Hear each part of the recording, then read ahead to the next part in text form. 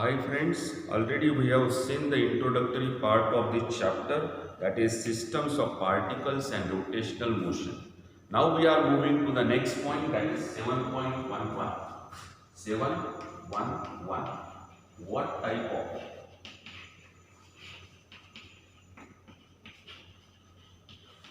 motion? Rigid body. What kind of motion can a rigid body do? Can a rigid body have? What kind of motion can a rigid body have? This is now, so far we have considered only translational motion. We never saw any other type of motions. Let us see what is the meaning of translational motion or purely translational motion. First one, it is a purely translational.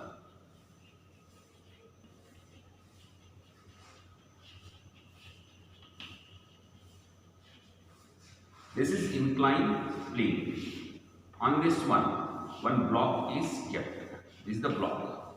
Block is moving here. The block consists of many particles and block is moving in downward direction. Now I take three particles. One particle here, one particle here, one particle here. It is 1, 2, 3. Particle 1, particle 2, particle 3. What do you think about their velocities? Is there any difference in their velocities when the block is sliding down? Answer is clearly no. All these three particles are moving with same velocity in downward direction. So, when the velocities of all the particles of the body is same, it is called as a purely translational motion. Condition is that velocities of all constituent particles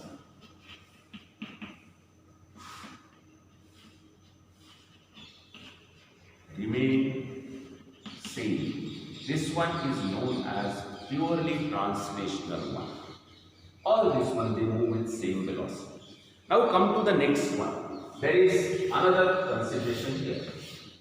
We consider either cylinder, wooden or metallic. This is looking a circle, but actually it is a cylinder. And this cylinder, it's rolling and coming down in this direction. The cylinder is rolling and coming down in this direction.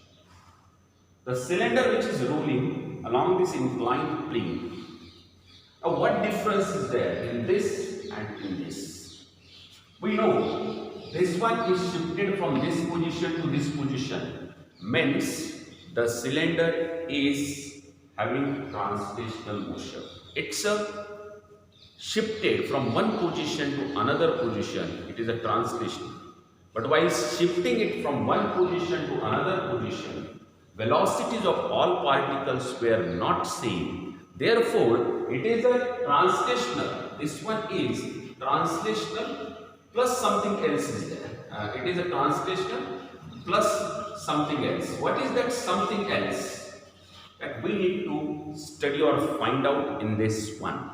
For that one, we have to consider some basic concepts. For example, what we require, that is to study this something else, which is in fact called as a rotational motion, we need to consider first axis of rotation. So consider the fan which is fixed or suspended or pivoting. Motion of the fan which is fixed, pivoted, or we call it as suspended. This is the fan. This one, this one, this one. Now, when this fan is rotating, this blade comes here, this blade goes here, this goes here. But what about this rod? When the fan is rotating, the positions of blade are constantly changing, but the rod remains along the same position. There is no movement, and this line is called as axis of rotation of the fan. Similarly, the potter who is moving the clay while shaping pot, when the potter is moving it on a wheel, there is a wheel here. It's a rotating wheel. This wheel rotates. Again this one. This point comes here. This point goes here. But the point which is along this one, this line, it is known as axis of rotation. Let us study axis of rotation and try to define axis of rotation. In this case, how to define axis of rotation? For that one, so now we are trying to define axis of rotation. This is one object. This is a rigid body. It's a rotating with some angular velocity, omega. It's a turning. Now consider point P1. When it is rotating, point P1 is going in this way and then it is performing circular motion. But center of that circular track is here. Again, second one, I am taking it point 2. Same thing, when it is rotating, point 2 will also perform circular motion, but the center of this circle is here. And if you check that, these 2 points are along the same line. Similarly, third one you consider, P3. It's moving along this one and then it's here. So all these points, centers of this circular path of different particles performing when the rigid body is rotating, they lie along one same line, and this line joining centers of all circular path of different particles of the rigid body when it performs rotational motion is known as axis of rotation. It's an axis of rotation, and this axis of rotation is a very important. Once again I say, in fact, axis of rotation of rigid body is the line along which the rigid body rotates. This is the axis of rotation, but actually axis of rotation is line passing through the centers of circular path of all the particles moving when the rigid body is rotated. This is the very important concept. We call this thing as axis of rotation. The rotation, so this one, when we are taking it, this translational motion is here. It's a shifting, and when I say translational plus something else, it is nothing but translational plus rotational, which becomes a rolling of an object. When it is performing two things, T plus translational plus rotational, it becomes rolling of the body. And this rolling of the body is a very important concept because the will is designed on the basis of this one. And we all know will is the greatest invention of mankind because it made our life simple.